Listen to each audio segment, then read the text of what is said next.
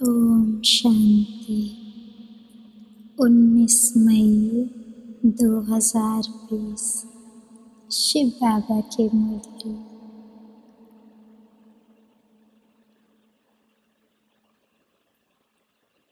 अभी शिव बाबा से सम्मुख अनुभव से मुरली सुनते हैं।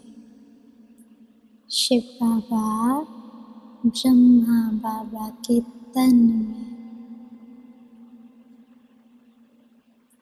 लाइट बिंदु और सिंधु सागर समान ज्ञान का सागर।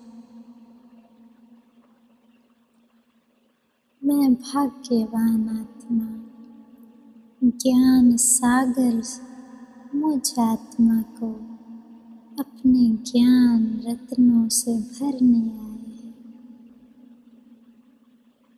मैं आत्मा भी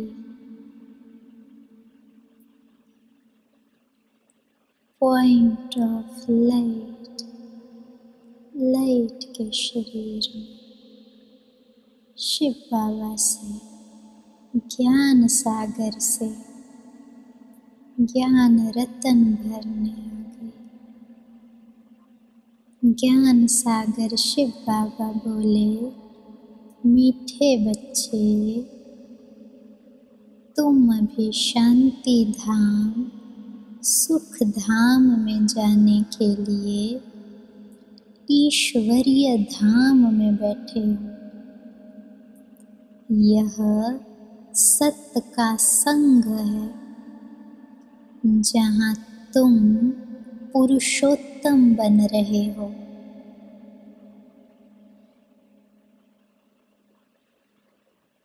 हम आत्माएं ईश्वर के धाम में बैठी हैं। धाम माना जो ईश्वर का, जहाँ ईश्वर का राज्य हो, जो ईश्वर, जहाँ ईश्वर की सत्ता हो, जहाँ ईश्वर का राज चलता हो, जो स्थान ईश्वर का हो। तो मधुबन जहाँ डायरेक्ट शिव बाबा की मुरली चलती है वो ईश्वरीय धाम है। शांति धाम है, परम धाम, सुख धाम है, स्वर्ग। तो अभी शांति धाम और स्वर्ग सुख धाम में जाने के लिए ईश्वर के पास ईश्वरीय धाम में बैठे हैं। अभी यह सत्य का संग है।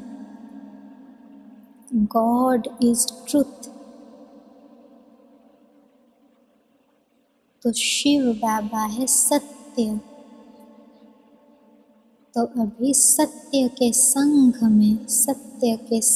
में साथ सत्य के प्रभाव में है बैठे हैं। जहाँ तुम आत्मा पुरुषोत्तम बन रही हो। तुम बच्चे बाप से भी ऊंच हो, नीच नहीं हो। कैसे? उत्तर है, बाबा कहते बच्चे मैं विश्व का मालिक नहीं बनता, तुम्हें विश्व का मालिक बनाता हूँ और ब्रह्मांड का भी मालिक बनाता हूँ। मैं ऊंच ते ऊंच बाप तुम बच्चों को नमस्ते करता हूँ, इसलिए तुम मेरे से भी ऊंच हो। मैं तुम मालिकों को सलाम करता हूँ, तुम फिर ऐसा बनाने वाले बाप को सलाम करते हो।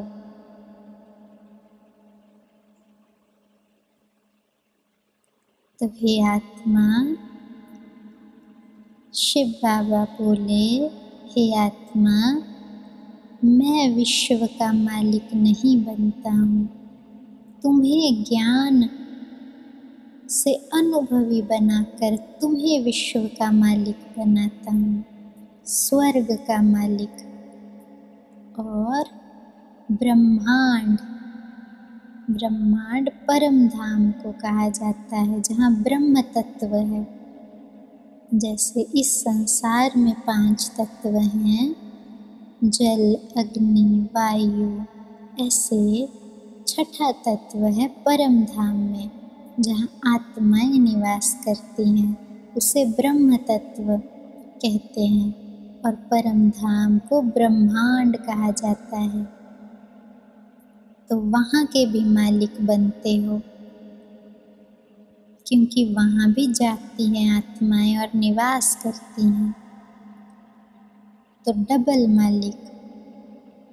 तुम बच्चों को शिव बाबा सलाम करते हैं, नमस्ते करते हैं, क्योंकि तुम बहुत ऊंच बनते हो। और फिर तुम बच्चे ऐसा बनाने वाले बाप को सलाम करते हो, तो तुम बाबा से भी ऊंच बन जाते हो, जैसे कि तुम नीच नहीं हो। शिव बाबा बोले, ओम शांति। और हम आत्मा की शांत स्वरूप स्थिति में अब बाबा की मुरली सुनते हैं। शिव बाबा बोले, मीठे मीठे रूहानी बच्चों को नमस्ते। रिस्पॉन्ड भी नहीं करते हो बाबा नमस्ते, क्योंकि बच्चे जानते हैं बाबा हमको ब्रह्मांड का मालिक भी बनाते हैं और विश्व का मालिक भी बनाते हैं।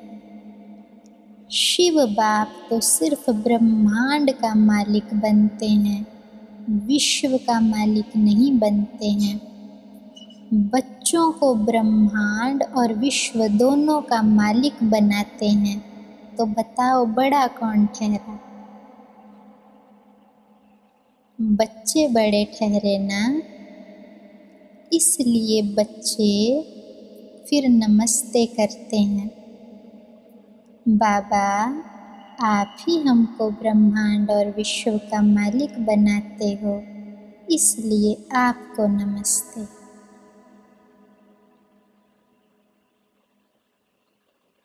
तो शिव बाबा हम आत्माओं को ब्रह्मांड परम धाम का मालिक भी बनाते हैं, क्योंकि वहाँ हमें साथ ले जाते हैं। तो जहाँ जाते हैं, जहाँ रहते हैं, वहाँ के जैसे मालिक हुए।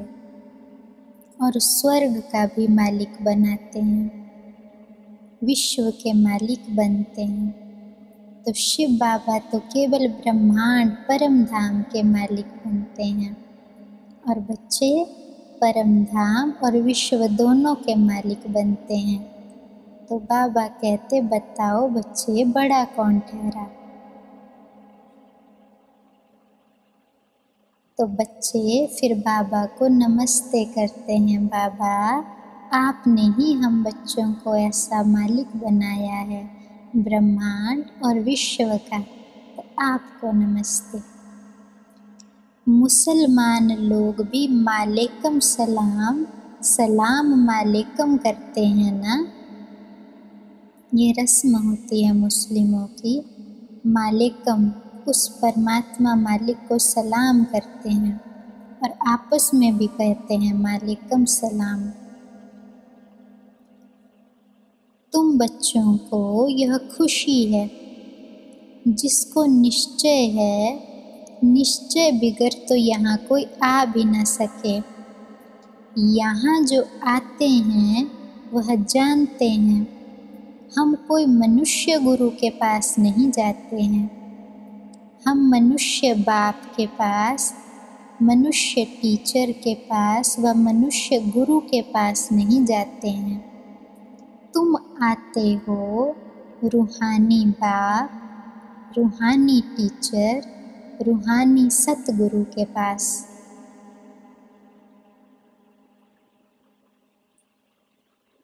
तो हम आत्माएं आती हैं शिव बाबा के पास।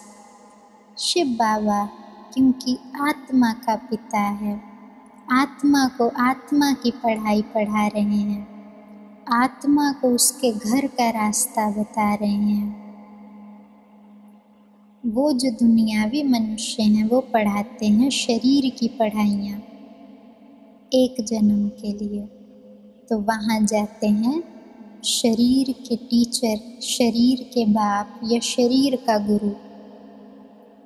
यहाँ है आत्मा का पिता, आत्मा का बाप, आत्मा का टीचर।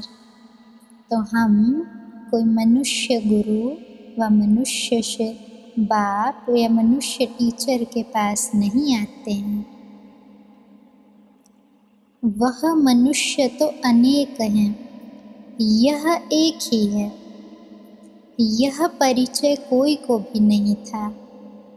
भक्ति मार्ग में शास्त्रों में भी है कि रचता और रचना को कोई भी नहीं जानते हैं। न जानने कारण उनको आर्फन कहा जाता है।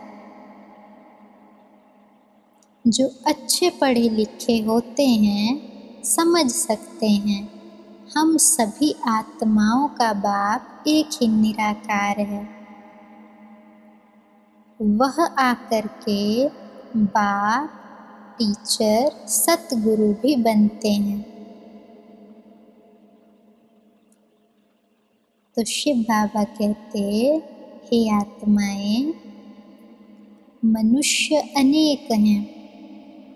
मनुष्य टीचर, मनुष्य गुरु, मनुष्य आत्मा जो शरीर है उसका बाप, वो अनेक है संसार में। और ये जो रूहानी टीचर, रूहानी बाप, रूहानी सतगुरु है वो एक ही है, एक के अलावा दूसरा कोई नहीं। यह जो परिचय है ये किसी को नहीं है। और न जानने के कारण ऑर्फन, अनाथ हैं सब, क्योंकि बाप को जानते ही नहीं। इसलिए सारी दुनिया लड़ती और झगड़ती है, क्योंकि ऑर्फन्स हैं। जो अच्छे पढ़े लिखे समझदार होते हैं थोड़ा, उनको महसूस होता है कि बात तो सच है कि आत्माओं का पिता एक ही होना चाहिए। तो बाबा कहते हैं, गीता में कृष्ण का नाम बाला है। गीता है सर्वशास्त्रमयी शिरोमणि, सबसे उत्तम से उत्तम। गीता को ही माई बाप कहा जाता है। और जो शास्त्र हैं उनको मात पिता नहीं कहेंगे।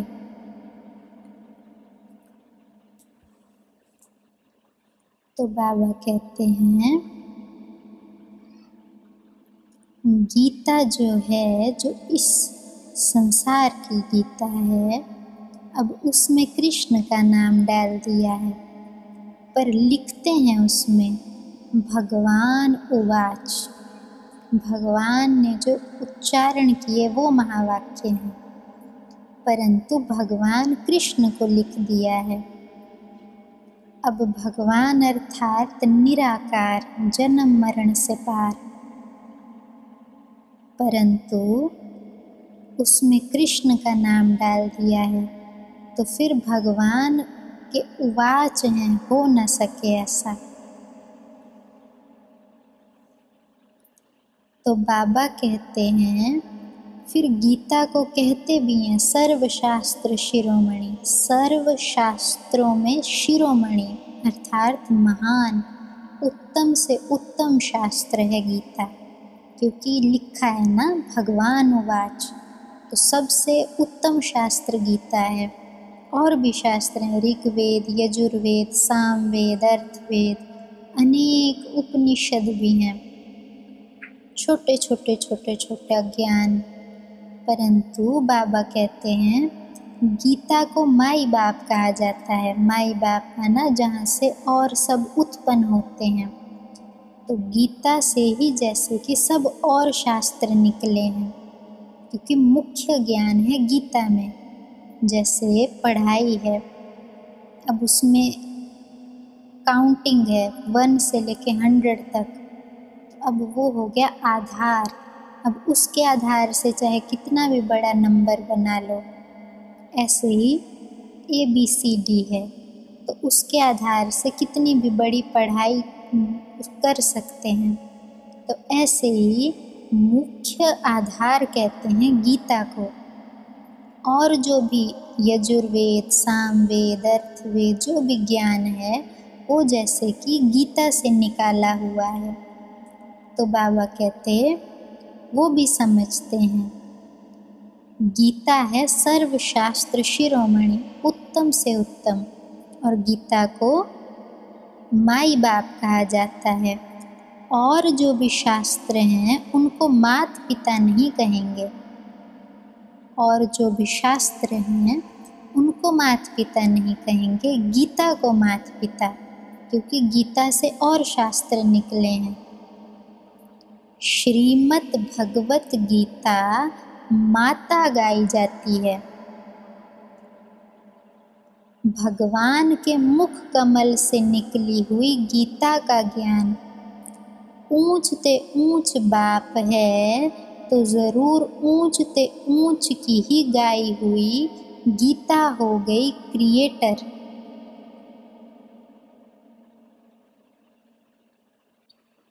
तो बाबा आत्माओं को स्पष्ट कर रहे हैं कि हे आत्मा, जो दुनिया में भी गाया जाता है कि श्रीमद् भगवत गीता है माता, जैसे भारत माता कहते हैं, वैसे ही गीता को भी माता कहा जाता है, क्योंकि भगवान के जैसे मुख कमल से निकली है और उसी गीता ज्ञान द्वारा अन्य आत्माओं का उद्धार हुआ है। तो जैसे बाबा कहते श्रीमद् भगवत गीता माता गाई जाती है, भगवान के मुख कमल से निकली हुई गीता का ज्ञान ऊंच ते ऊंच बाप है, तो ऊंच ते ऊंच की ही गीता गाई हुई है ना। गीता हो गई फिर क्रिएटर। जो भी अन्य शास्त्र फिर निकलेंगे, तो जैसे गीता से निकले, तो जैसे गीता हो गई क्रिएटर। जैसे कोई भी शब्दावली है, अ आ ABC 1 2 3, तो अब वो जैसे कि माता पिता हो गए। सारी जो आगे भी रचना रची जाएगी,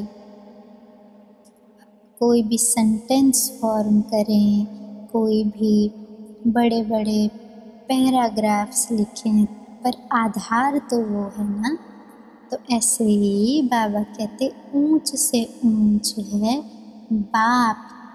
तो जो ऊंच से ऊंच बाप के महावाक्य होंगे, फिर उन्हीं के आधार से अन्य जो भी उपनिषद या वेद हैं वो रचे जाएंगे।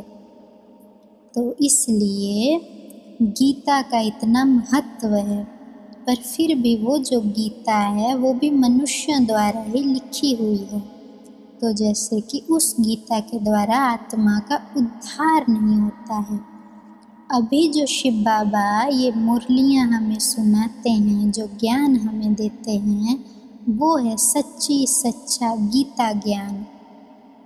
क्योंकि इसी द्वारा आत्मा ज्ञान से भरपूर हो सद्गति प्राप्त करती है। तो बाबा कहते ऊंच ते ऊंच बाप है, तो ज़रूर ऊंच ते ऊंच की ही गाई हुई गीता हो गई क्रिएटर।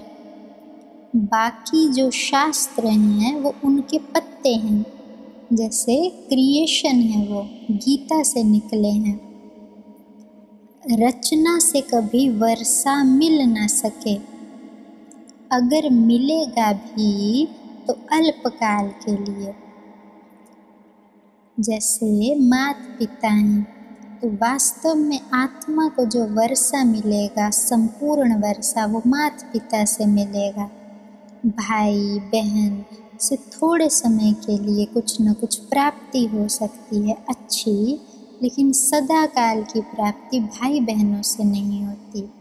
तो वैसे ही जो गीता है, अब गीता से निकले हैं अन्य छोटे छोटे शास्त्र या अन्य जो भी ज्ञान है संसार में। तो आत्मा की जो तृप्ति है वो अन्य कोई भी वेद ग्रंथ शास्त्र पढ़ने से नहीं होगी। और जो गीता है वो भी झूठी है, क्योंकि वो भी मनुष्यों ने गाई है। तो अब सच्ची गीता जो शिव बाबा के मुख कमल से, ब्रह्मा के मुख द्वारा जो भी ज्ञान हम सुन रहे हैं, उस ज्ञान से मिलेगा आत्मा को वर्षा। बाकी सब है क्रिएशन। क्रिएटर है शिव बाबा। तो बाबा कहते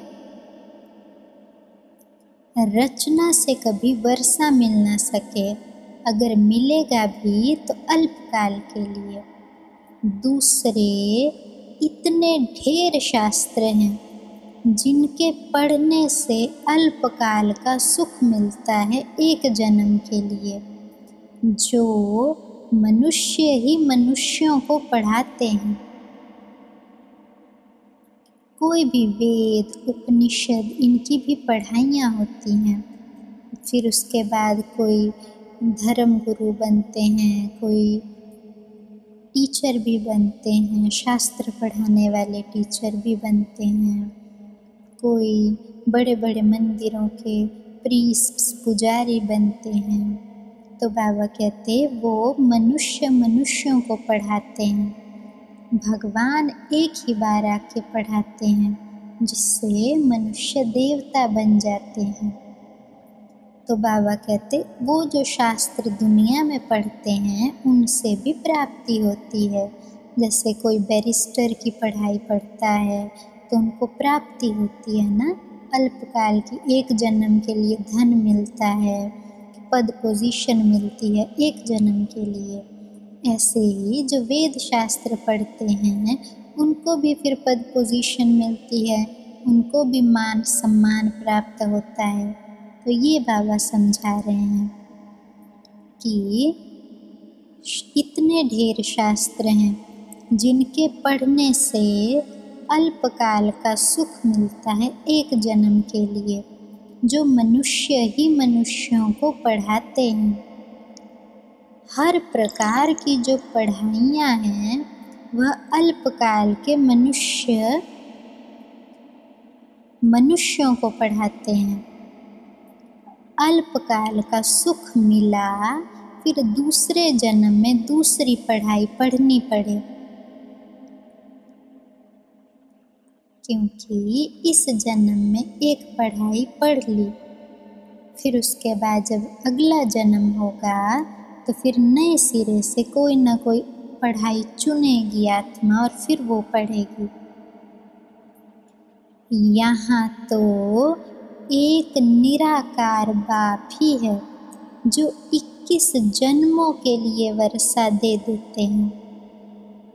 कोई मनुष्य तो दे न सके, वह तो वर्थ नॉट अ पेनी बना देते हैं, बाप बनाते हैं पाउंड।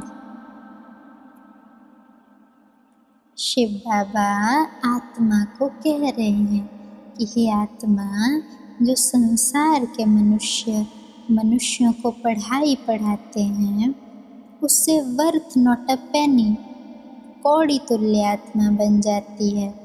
बाबा बनाते हैं आत्मा को पाउंड, हीरे तुल्य, क्योंकि 21 जन्मों के लिए एक ही बार में वर्षा दे देते हैं। वो तो जन्म बाय जन्म इतनी मेहनत करो सो भी एक जन्म की प्राप्ति। और यहाँ एक जन्म पढ़ाई पढ़ने से अनेक जन्मों की प्राप्ति है।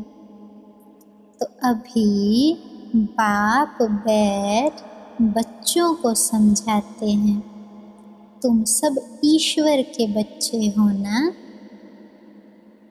सर्वव्यापी कहने से अर्थ कुछ नहीं समझते। सब में परमात्मा है तो फिर फादरहुड हो गया। फादर ही फादर को फिर वर्षा कहाँ से मिले? किसका दुख कौन हरे? बाप को ही दुख हरता सुख करता कहा जाता है। फादर ही फादर का तो कोई अर्थ नहीं निकला। बाप बैठ समझाते हैं, यह है ही रावण का राज्य।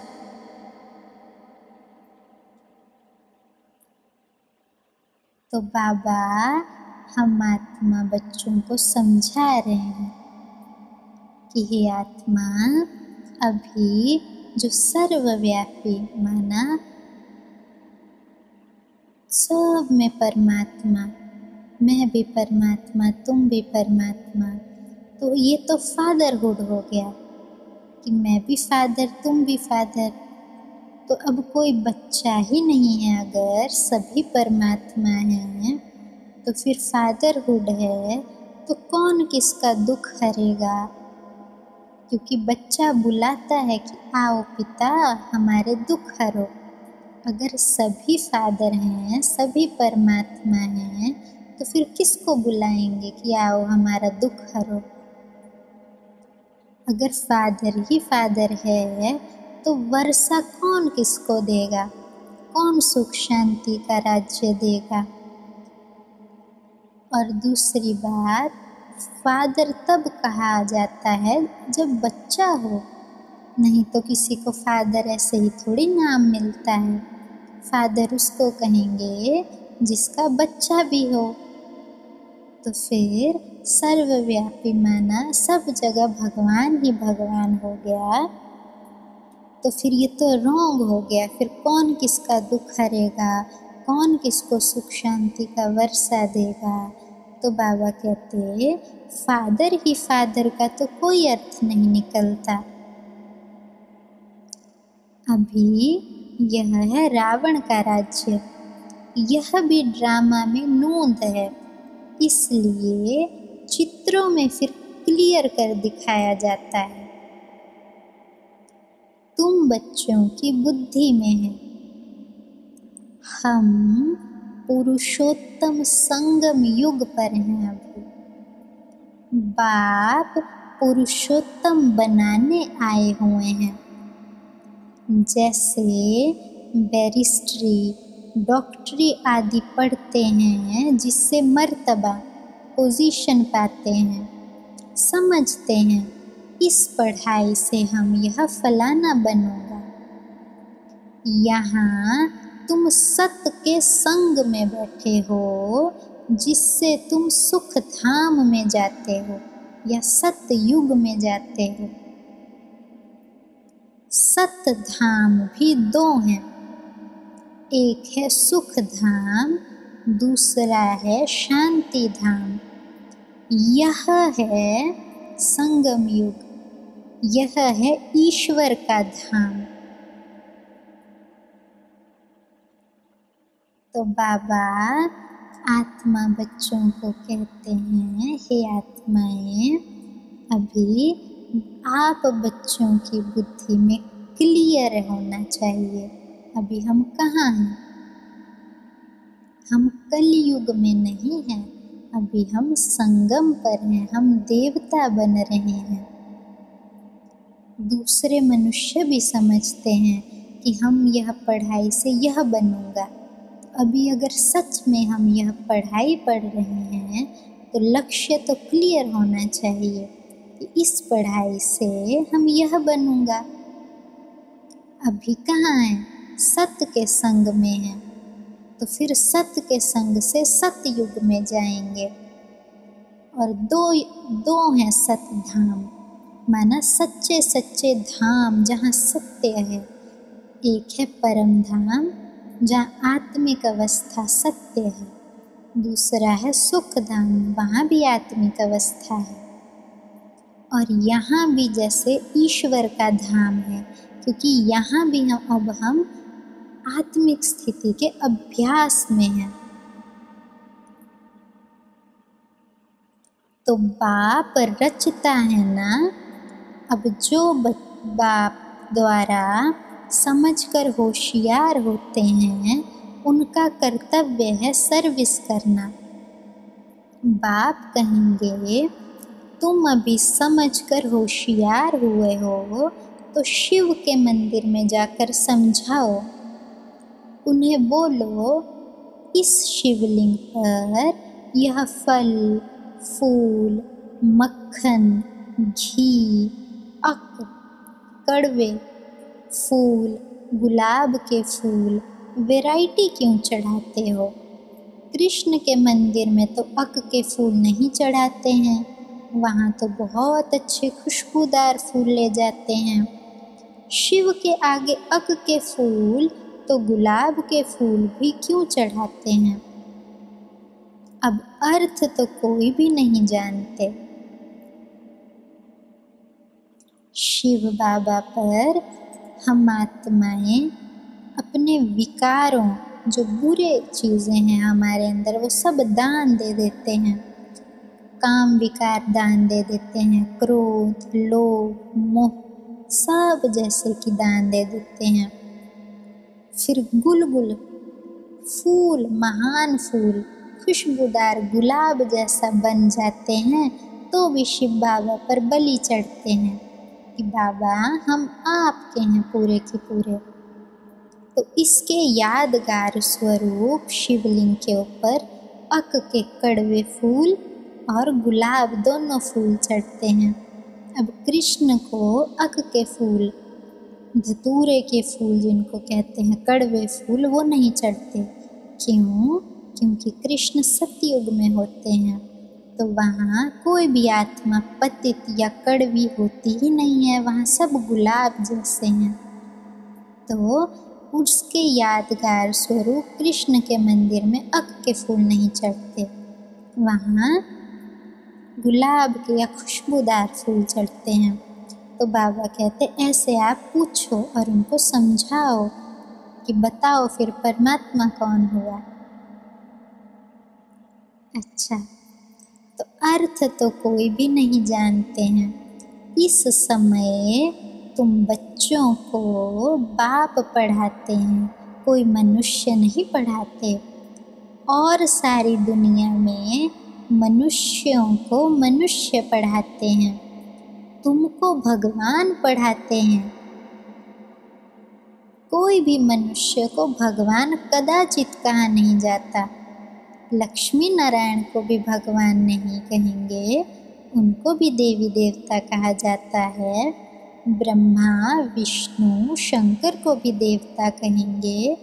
भगवान एक बाप ही है, वह है सभी आत्माओं का बाप। तो किसी भी देवी देवता को भगवान नहीं कहा जाता, चाहे लक्ष्मी नारायण हो चाहे ब्रह्मा विष्णु शंकर हो, क्योंकि ब्रह्मा भी तो क्रिएशन है ना। शिव बाबा ने आकर क्रिएट किया ब्रह्मा को, फिर ब्रह्मा द्वारा अन्य आत्माओं को ज्ञान सुनाया, तो उन आत्माओं को फिर ब्रह्मा द्वारा क्रिएट किया।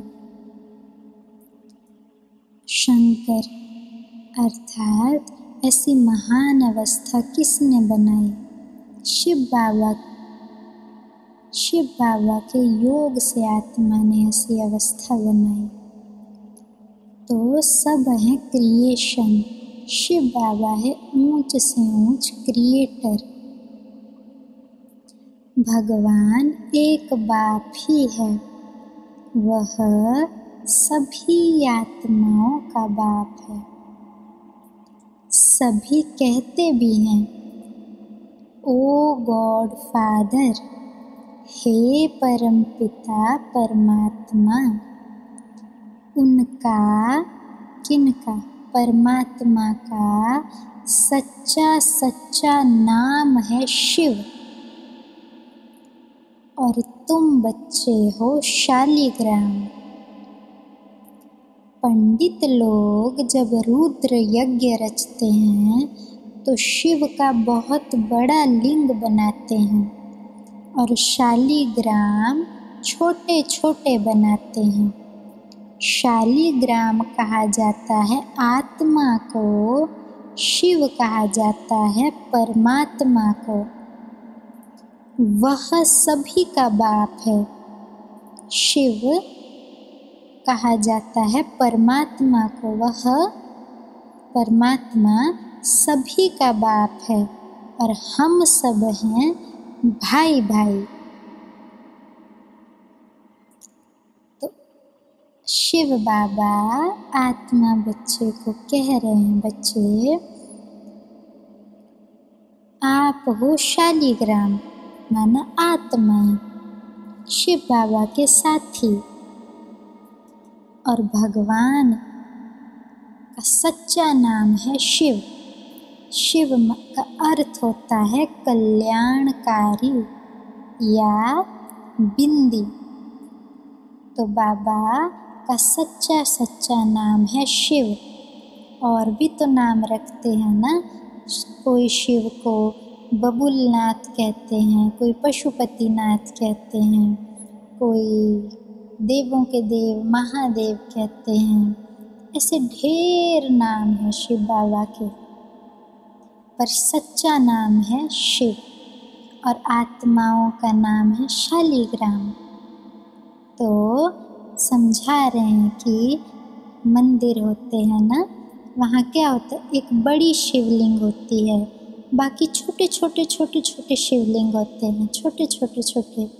तो छोटे छोटे शिवलिंग होते हैं उनको कहा जाता है शालिग्राम, और बड़े शिवलिंग को कहते हैं शिव। तो बाबा कहते बच्चे वो है आप आत्माओं का यादगार। वो जो छोटे छोटे शालिग्राम बनाते हैं उनकी भी पूजा होती है। और ये हैं शिव बाबा जिनका बड़ा लिंग बनाते हैं, शिवलिंग। तो बाबा कहते शिव कहा जाता है परमात्मा को, वह सभी का बाप है, हम सब हैं भाई भाई। कहते भी हैं ब्रदरहुड, दुनिया में कहा जाता है ना, हम सब भाई भाई हैं, विश्व एक परिवार है, हिंदू मुस्लिम भाई भाई। तो कहते भी हैं ना ब्रदरहुड है, बाप के बच्चे हम भाई भाई हैं। अच्छा, फिर भाई बहन कैसे हुए? भाई भाई तो हुए क्योंकि एक बाप के बच्चे हैं। अच्छा, फिर भाई बहन कैसे हुए? तो प्रजापिता ब्रह्मा के मुख से प्रजा रची जाती है, वह है ब्राह्मण और ब्राह्मणियाँ। क्योंकि जब हम शिव बाबा से ज्ञान सुनते हैं ब्रह्मा मुख द्वारा, तो हम शरीर में हैं ना, तो भाई के शरीर में है या बहन के शरीर में है, तो कहेंगे भाई बहन, ब्राह्मण और ब्राह्मणियाँ। परंतु जब आत्मा है शिव बाबा के हैं तब केवल भाई भाई कहेंगे। तो प्रजापिता ब्रह्मा के मुख से प्रजा रची जाती है, प्रजा माना बच्चे, वह हैं ब्राह्मण और ब्राह्मणियाँ। हम प्रजापिता ब्रह्मा की भी संतान हैं, इसीलिए बीके कहते हैं, ब्रह्म कुमार या ब्रह्म कुमारी कहलाते हैं। अच्छा, ब्रह्मा को किसने पैदा किया? भगवान ने। ब्रह्मा, विष्णु, शंकर, यह सब क्रिएशन है। सूक्ष्म वतन की भी रचना हो गई। सूक्ष्म वतन है ना, वो भी रचना है।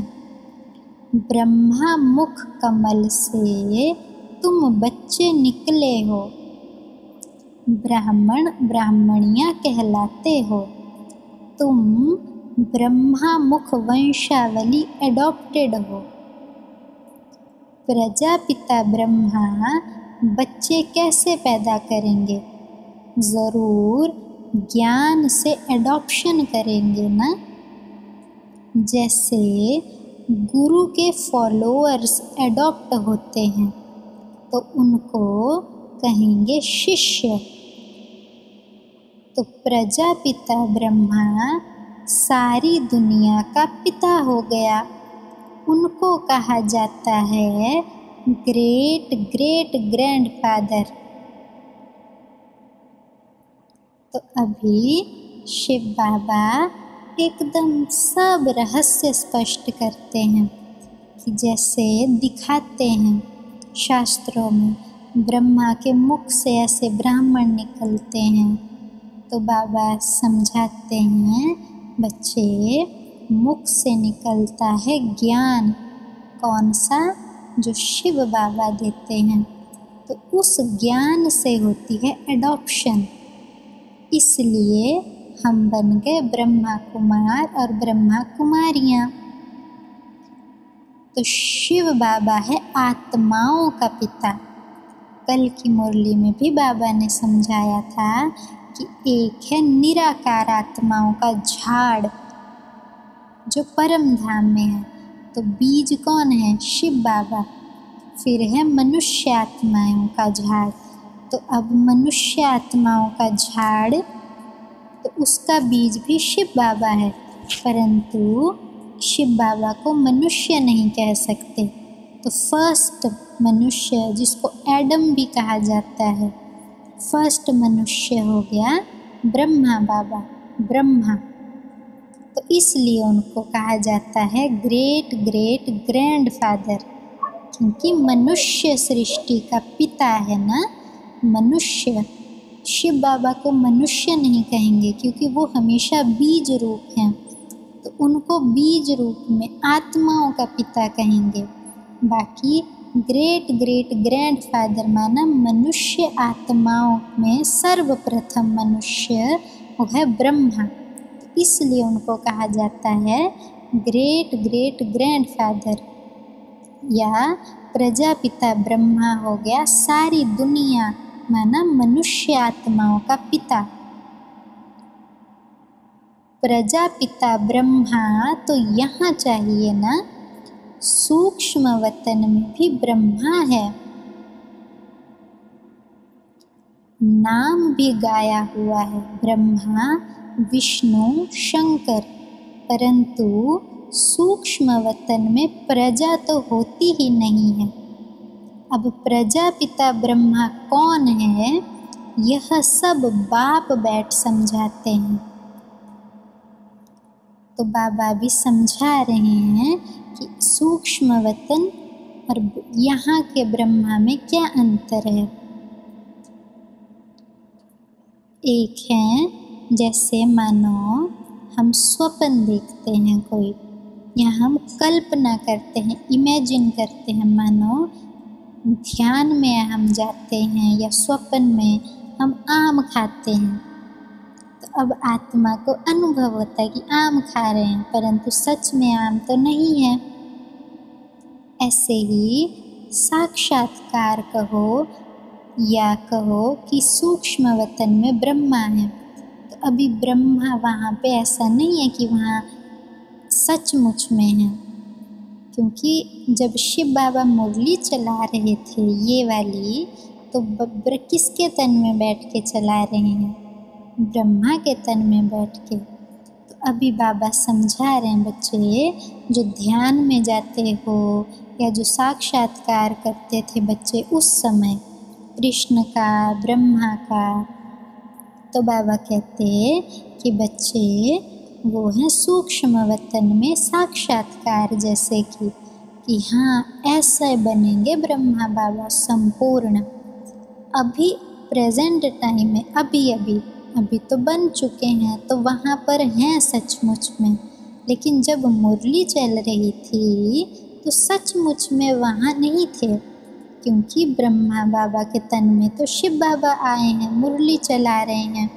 तो उस समय बाबा समझा रहे हैं कि बच्चे, ब्रह्मा तो यहाँ चाहिए जिसके तन में शिव बाबा आए और समझाएं।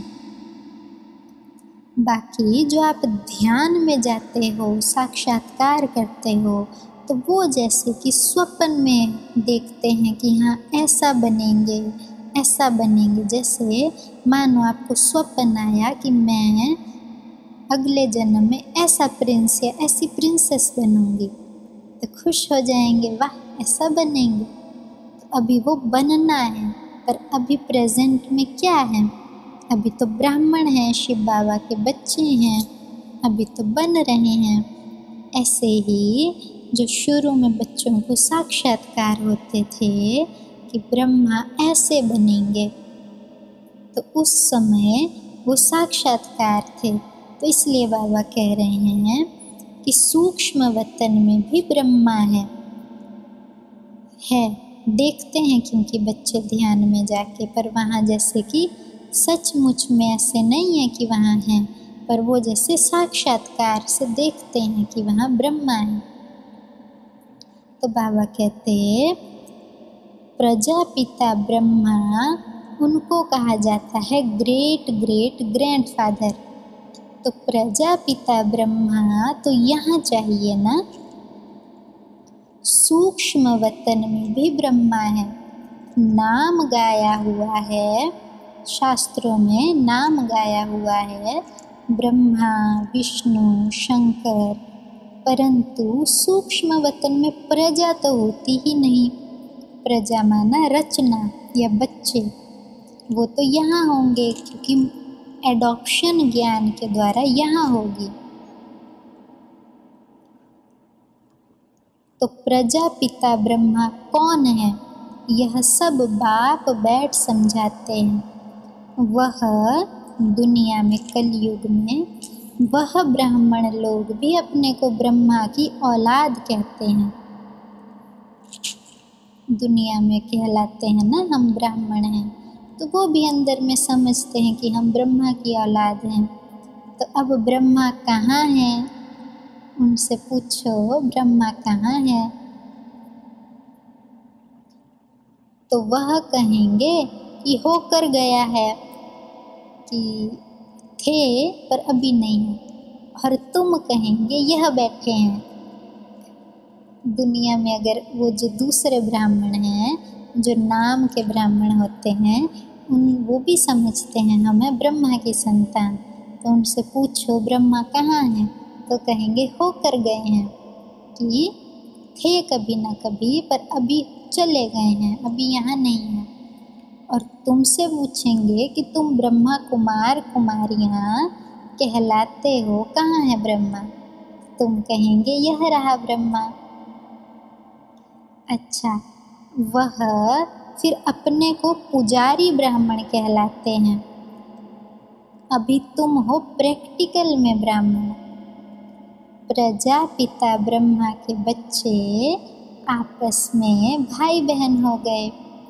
ब्रह्मा को अडॉप्ट किया है शिव बाबा ने। कहते हैं मैं इस बूढ़े तन में प्रवेश कर तुमको राजयोग सिखलाता हूँ।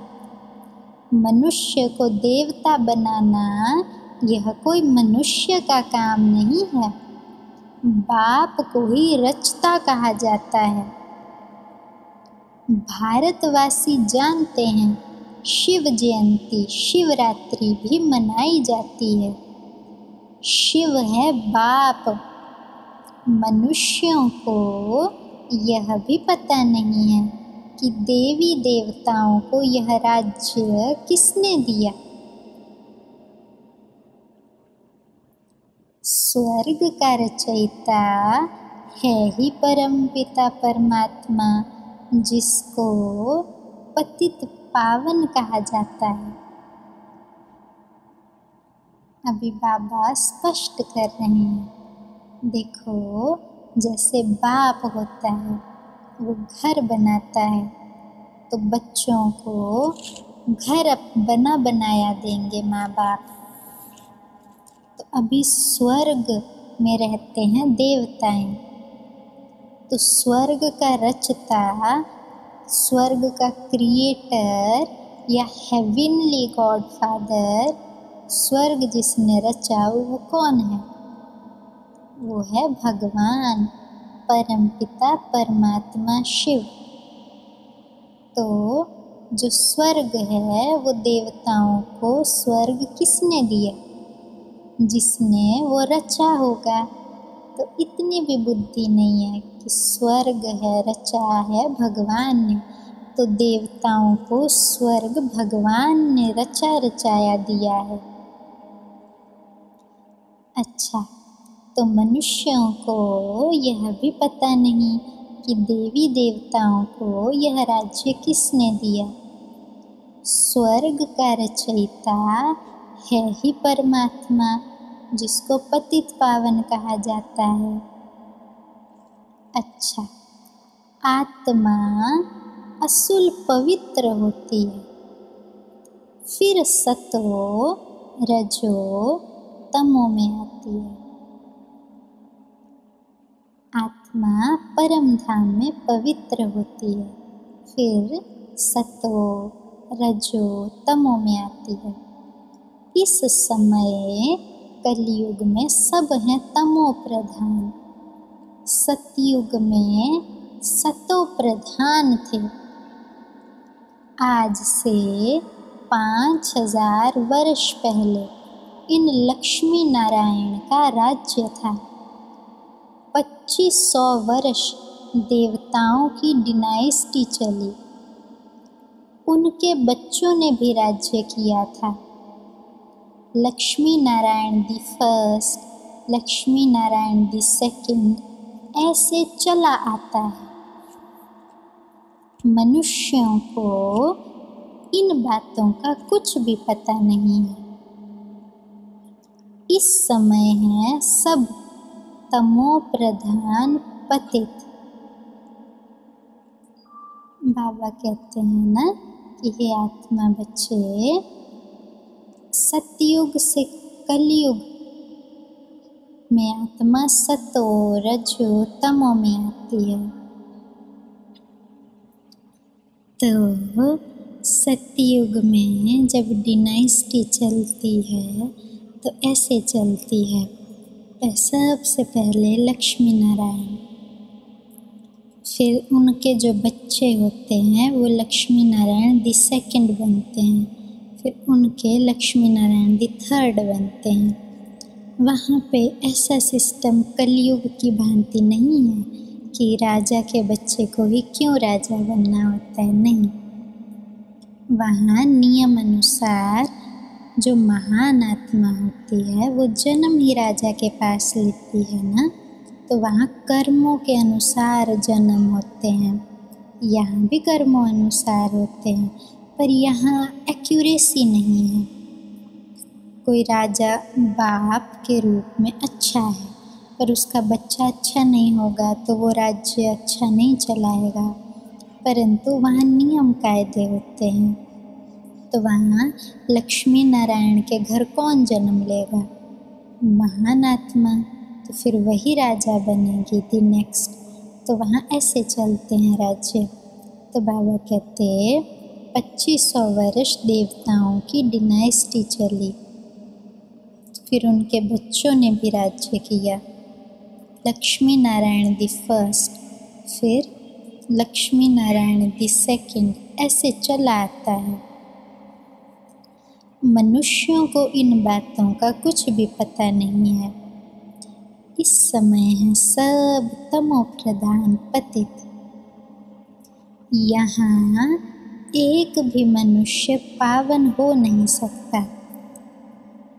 सभी पुकारते हैं हे पतित पावन आओ। तो पतित दुनिया हुई ना, इसको ही कलयुग नरक कहा जाता है। नई दुनिया को स्वर्ग पावन दुनिया कहा जाता है। फिर पतित कैसे बने यह भी कोई नहीं जानते। भारत में एक भी मनुष्य नहीं जो अपने 84 जन्मों को जानता हो। मनुष्य मैक्सिमम 84 जन्म लेते हैं और मिनिमम 1 जन्म। तो बाबा अपने आत्मा बच्चों को कह रहे हैं, हे आत्मा, सृष्टि का चक्र कैसे चलता है कोई आत्मा नहीं जानती। आत्माएं पतित कैसे बन गई ये भी किसी को नहीं पता। अगर ये पता हो कि इस माध्यम से पतित बनी है तो फिर पावन भी बने, क्योंकि उसको छोड़ दें। परंतु पता ही नहीं है कि हम आत्मा हैं, हम देह भान में आके पतित बने हैं। काम, क्रोध, लोभ, मोह और देह अभिमान में आकर नीचे गिरते आए हैं, ये पता ही नहीं है। तो इसलिए पुकारते हैं फिर, हे पतित पावन बाबा, आके हमको पावन बनाओ। तो बाबा अभी आए हुए हैं और मनुष्यों में मैक्सिमम जन्म 84 होते हैं और मिनिमम 1 जन्म।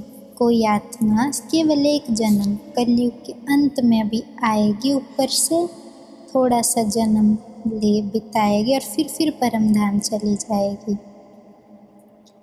मैक्सिमम श्री कृष्ण के या देवताओं के जन्म, जो पूरा सतयुग से कलयुग अंत तक बचता है। अच्छा, भारत को अविनाशी खंड माना गया है क्योंकि यहाँ ही शिव बाबा का अवतरण होता है। भारत खंड कभी विनाश हो नहीं सकता। बाकी जो अनेक खंड हैं, खंड माना देश या धरती, वह सब विनाश हो जाएंगे। इस समय आदि सनातन देवी देवता धर्म प्राय लोप हो गया है। कोई नहीं जानता देवी देवता धर्म कैसा था। हम ही देवी देवता धर्म के थे, लोप हो गया है। कोई भी अपने को देवता नहीं कहलाते हैं क्यों नहीं कहलाते हैं? क्योंकि देवताएं सतो प्रधान पावन थे। अभी तो सभी पतित पुजारी बन गए हैं। यह भी बाप बैठ समझाते हैं। भगवान उवाच है ना, तो बाबा स्पष्ट कर रहे हैं कि बच्चे, भगवान उवाच अर्थात भगवान जो बोलते हैं, तो क्या बोलते हैं कि तुम ही सतो प्रधान देवताएं थे, फिर तुम जब पतित बने तो अपने को पतित होने के कारण देवता धर्म के कहला नहीं सकते थे, तो हिंदुस्तान में रहने वाले हिंदू कहलाने लगे, क्योंकि पुजारी बन गए। और पुजारी पतित होते हैं क्योंकि पूजा करते हैं, किस लिए कि हमें भी पावन बनाओ। तो पतित पुजारी बन गए। तो यह भी बाप बैठ समझाते हैं। भगवान सभी का बाप है। वह एक ही बार भारत में आते हैं। कब आते हैं? पुरुषोत्तम संगम युग पर। इस संगम युग को ही पुरुषोत्तम, सबसे उत्तम कहा जाता है। यह संगम युग है। कलयुग से सतयुग, पतित से पावन बनने का युग है। कलयुग में है पतित मनुष्य,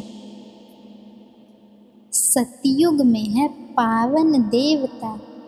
इसलिए इनको पुरुषोत्तम संगम कहा जाता है।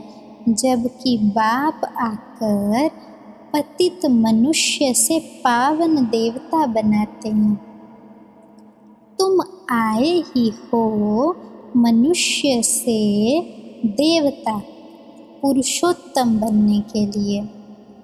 मनुष्य तो यह भी नहीं जानते कि हम आत्माएं निर्वाण धाम या परम धाम में रहती हैं और वहाँ से आते हैं पार्ट बजाने। इस नाटक की आयु 5000 वर्ष है। हम इस बेहद के नाटक में पार्ट बजाते हैं। इतने सब मनुष्य पार्टधारी हैं। यह ड्रामा का चक्र फिरता रहता है, कभी बंद होने का नहीं है। पहले पहले इस नाटक में सतयुग में पार्ट बजाने आते हैं देवी देवता। बहुत थोड़े होते हैं। फिर त्रेता में आते हैं क्षत्रिय पार्ट बजाने। तो इस नाटक को भी जानना चाहिए ना। अभी यह दुनिया है कांटों का जंगल, सभी मनुष्य दुखी हैं। फिर सतयुग के बाद, फिर कलयुग के बाद सतयुग आता है। कलयुग में ढेर मनुष्य हैं। सतयुग में कितने थोड़े होंगे। आदि सनातन सूर्यवंशी देवी देवता ही होंगे। अभी यह पुरानी दुनिया बदलनी है। मनुष्य सृष्टि से फिर देवताओं की सृष्टि होगी। आदि सनातन देवी देवता धर्म था, परंतु अब अपने को देवता कहलाते नहीं हैं। अपने धर्म को ही भूल गए हैं। यह सिर्फ भारतवासी ही हैं जो अपने धर्म को भूल गए हैं। हिंदुस्तान में रहने के कारण हिंदू धर्म कह देते हैं। देवताएं तो पावन थे, यह हैं पतित, इसलिए अपने को देवता कह नहीं सकते। तो अभी बाबा ने स्पष्ट किया है कि क्यों हम अपने धर्म को भूल गए हैं और क्यों हम अपने को देवता नहीं कहला सकते। क्योंकि अन्य जो भी धर्म हैं वो सब जानते हैं कि हम किस धर्म के हैं। जानते हैं ना कि हम मुस्लिम मोहम्मद द्वारा स्थापन किए हुए धर्म के हैं, हम क्रिश्चियंस हैं। लेकिन देवी देवता धर्म के हम भारतवासी थे, ये कोई भी एक भी नहीं जानता। क्यों? क्योंकि पतित बन गए। और देवता कहलाना खुद को ये कहला ही नहीं सकते, क्योंकि देवताएं तो पवित्र और पावन हैं और हम खुद को पावन कहला नहीं सकते, क्योंकि हम तो विकारी बन गए ना। तो इसलिए बाबा कहते देवताएं तो पावन थे, यह है पतित, इसलिए अपने को देवता कह नहीं सकते। तो देवताओं की पूजा करते रहते हैं और अपने को पापी नीच कहते हैं। अब बाप समझाते हैं तुम ही पूज्य थे, फिर तुम ही पुजारी पतित बने हो। हम सो का अर्थ भी समझाया गया है। वह दुनिया या शास्त्रवादी कह देते हैं आत्मा सो परमात्मा। और बाबा ने क्या समझाया है बच्चे, आत्मा सो परमात्मा नहीं है। आत्मा पहले सूर्यवंशी देवता, फिर आत्मा सूर्यवंशी देवी देवता सो माना से बनती है क्षत्रिय, क्षत्रिय सो वैश्य, वैश्य सो शूद्र, ऐसे वर्णों में आती है आत्मा, सतो रजो तमो वर्ण में। परंतु दुनिया में कह देते हैं शास्त्रवादी आत्मा ही परमात्मा है।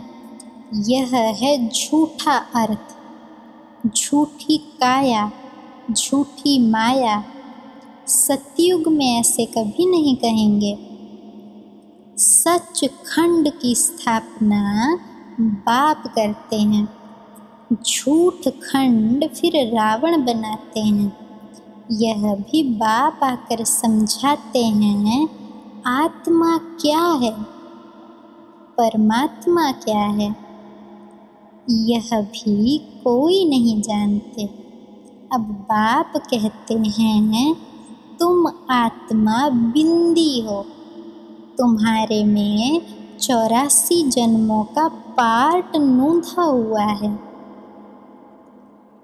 हम आत्मा कैसी हैं यह कोई भी नहीं जानते। हम बैरिस्टर हैं, हम फलाना हैं, यह जानते हैं, बाकी आत्मा को एक भी नहीं जानते। अभी बाप ही आकर पहचान देते हैं तुम्हारी आत्मा में 84 जन्मों का पार्ट अविनाशी नूंधा हुआ है, जो कभी विनाश नहीं हो सकता। यही भारत गार्डन ऑफ फ्लावर था, सुख ही सुख था। क्यों? क्योंकि फूल जैसी आत्माएं थी, सबको खुशबू देने वाली, सुख देने वाली।